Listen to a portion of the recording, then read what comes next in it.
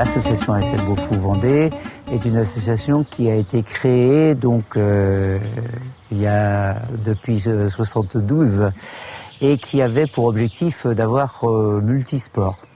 Et nous étions jumelés avec un club allemand de tennis de table qui s'appelait Oberteuringen, donc près du lac de Constance, et nous faisions des échanges réguliers entre ces deux clubs. Et on s'est lancé un défi d'amener nos jeunes à vélo à Oberteuringen, ce qui faisait 1100 km. Et suite à ça, donc, il y en a qui ont dit on va créer une section cyclo-touriste pour continuer nos périples.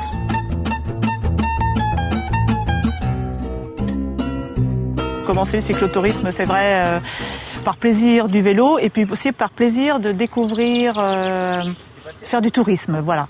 C'est vrai qu'on va plus vite qu'à pied, donc c'est intéressant, on va plus loin. On prend le temps de voir le paysage, de découvrir des endroits, de s'arrêter.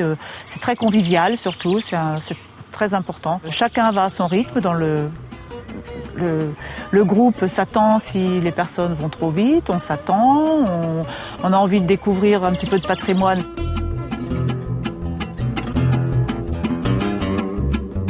Quand on commence à 58 ans à faire du vélo et qu'on n'en a pas fait depuis l'âge de 25 ans, quand on remonte sur un vélo, c'est pas facile.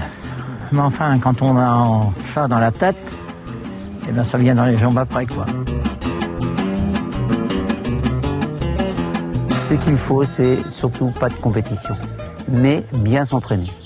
Plus on fait de route, mieux on est après sur le trajet, puisqu'on souffre beaucoup moins. On est beaucoup plus disponible à regarder les paysages, à apprécier toutes ces bonnes choses qu'on a le long de la route. Mais ça suppose de faire beaucoup de kilomètres avant le départ. Pour préparer ces sorties-là, il faut quand même de l'entraînement. Tous les dimanches matins, donc on a le circuit qui est proposé. Et le mercredi, puisqu'on a beaucoup de personnes qui sont retraitées ou des personnes qui sont disponibles le mercredi. Bien, le premier projet, 1 an et demi après avoir commencé le vélo, c'était Saint-Jacques-de-Compostelle. Saint-Jacques-de-Compostelle, ça me trottait dans la tête parce qu'au départ, je me suis dit, ça me faisait peur un peu au départ.